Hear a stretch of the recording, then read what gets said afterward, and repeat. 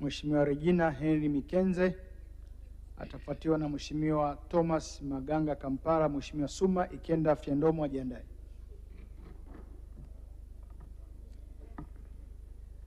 Nikushukuru mwenyekiti kwa kunipatia nafasi na mimi niweze kuchangia katika bajeti hii muhimu kabisa ya Wizara ya Fedha. Ninakushukuru sana.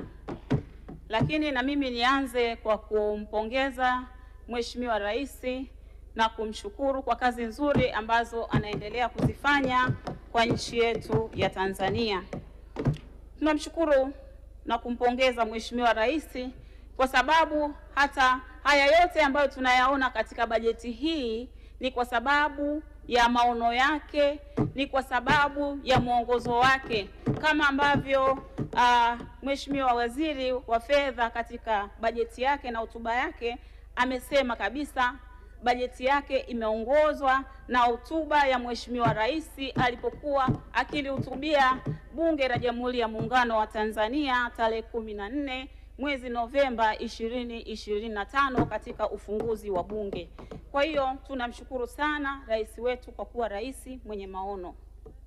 Lakini pia nimpongeze Mheshimiwa Waziri wa Fedha, Mheshimiwa Balozi Hamisi Musa Omari pamoja na wasaidizi wake wote wanaomsaidia katika wizara hii muhimu ambayo ndiyo wizara inaongoza mambo mengi sana.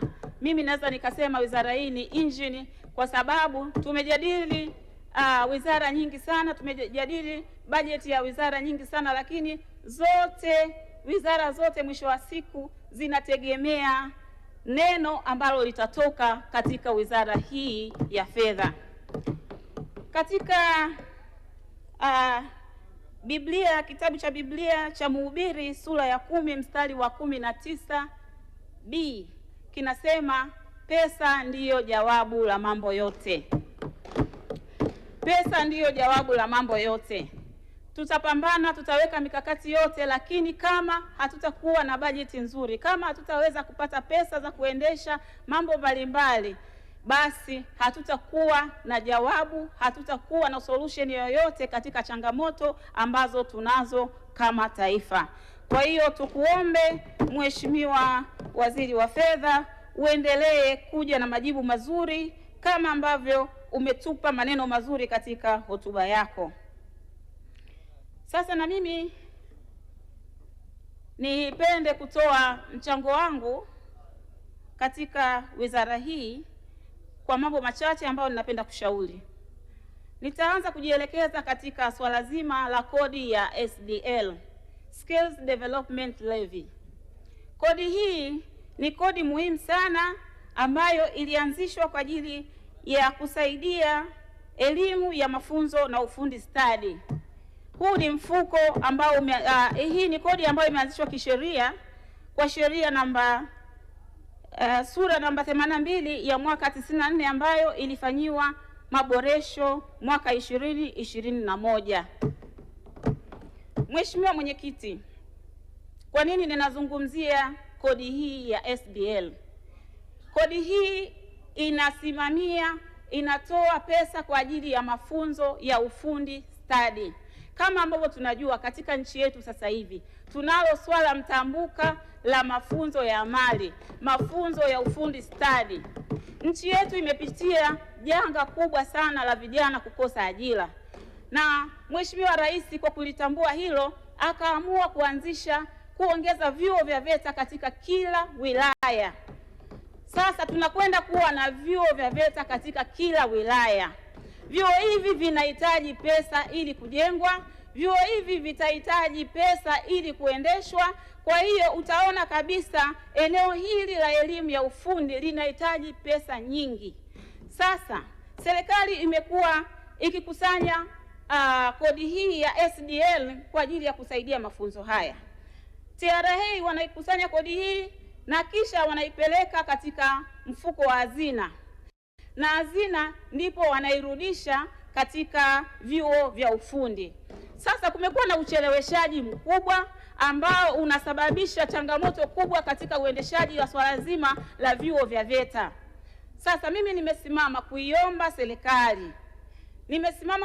serikali itenge mfuko maalum wa elimu, ili pesa hii inapokusanywa, pesa hii ikitoka TRA iende moja kwa moja, ile theluthi moja ambayo imekusudiwa kuwapa vyuo vya ufundi basi iwafikie kwa wakati, ili nao waweze kutekeleza majukumu yao kwa wakati.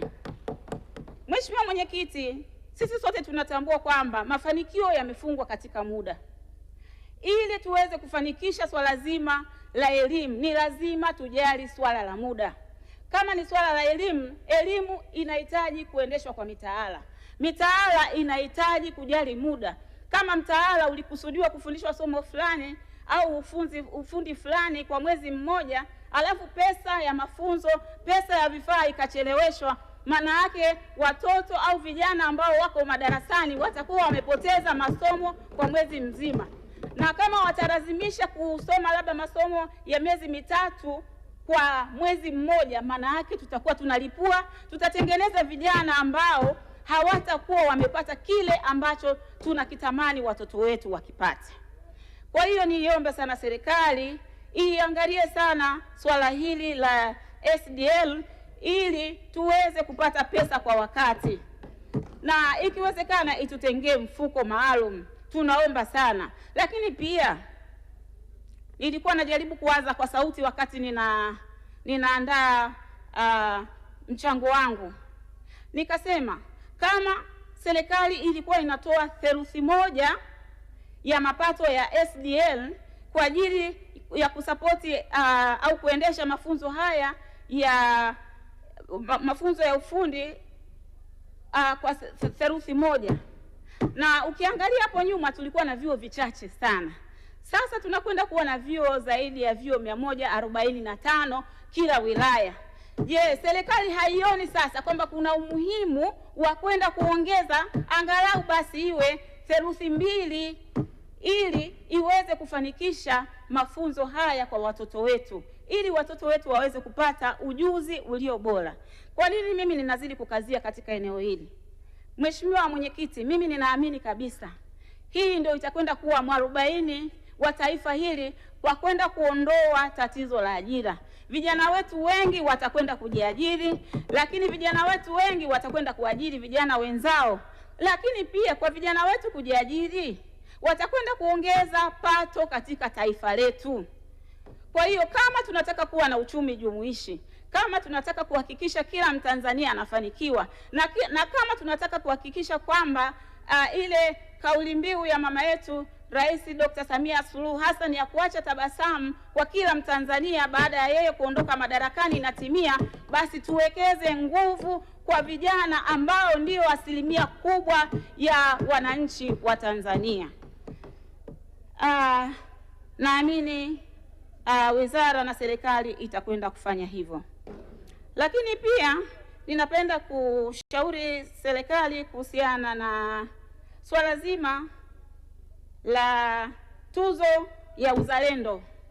Nimeona katika hotuba ya Mheshimiwa Waziri amesema kuna mkakati ambao wameuweka kuhakikisha kwamba wanatoa tuzo kwa wafanyabiashara watakokuwa wanaotoa kodi kwa uaminifu.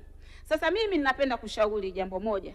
Ili jambo ni jambo jema kabisa na ninaliunga mkono lifanyike, lakini ninashauri tufanye uwekezaji kwa watoto wetu, tufanye uwekezaji kwa vijana. Tunapokwenda kuwekeza tabia hii au uzalendo huu wa Watanzania kupenda kutoa kodi na kutoa kodi kwa hiari, wizara ishirikiane na Wizara ya Elimu ili jambo hili lifundishwe mashuleni. Watoto waanze kufundishwa umuhimu wa wao kutoa kodi, umuhimu wa wao kudai risiti, ili wanapokuwa watu wazima wasione kama jambo geni. Mheshimiwa Mwenyekiti, kuna msemo unasema samaki mkunje angali mbichi. Mimi nimeshuhudia juzi katika Kombe la Dunia, nimeona vijana na wananchi wa Japani, baada ya Kombe la Dunia wananchi wengine wote walikuwa wakiondoka, lakini wa Japani walibaki kuokota chupa na kusafisha uwanja. Kwa nini walikuwa wanafanya hivi? Ni kwa sababu wamejengewa tabia hiyo ya kujali mazingira, ya kujali usafi tangu wakiwa watoto wadogo. Na sisi kama tunataka Watanzania wajali tabia ya kutoa kodi na kudai risiti, na sisi tuwekeze tabia hii tangu watoto wetu wakiwa wadogo mpaka watakapokuwa wazima, na naamini kwa kufanya hivyo hatutakuwa na changamoto tena ya kuendelea kuhamasisha utoaji wa risiti na kudai risiti. Asante sana Mheshimiwa Regina, muda wako umeisha. Nakushukuru Mheshimiwa Mwenyekiti, ninaunga mkono hoja. Asante sana. Nimwita Mheshimiwa Thomas